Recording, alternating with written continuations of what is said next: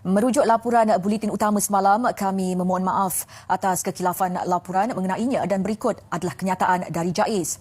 Hanya jemaah yang lengkap 2 dos vaksin dan dos penggalak dibenarkan hadir menunai solat Jumaat di masjid seluruh Selangor. Angka itu sejajar arahan mempertingkatkan penguatkuasaan pematuhan SOP di masjid, surau dan musola di Selangor dalam usaha mengawal penularan COVID-19.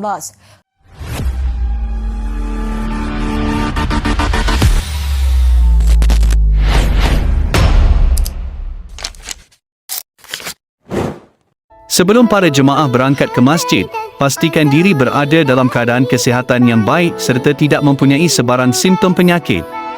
Setiap jemaah juga disarankan untuk mengambil wuduk di rumah sebelum hadir ke masjid bagi menunaikan solat.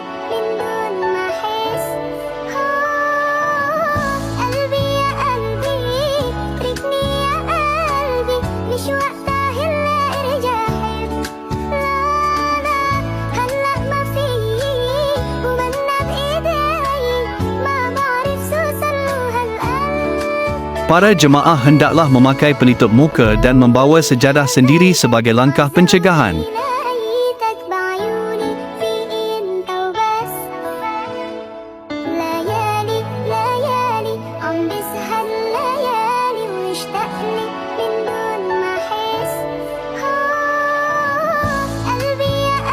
Sepanjang berada di dalam masjid, pastikan penjarakan sosial sentiasa diamalkan.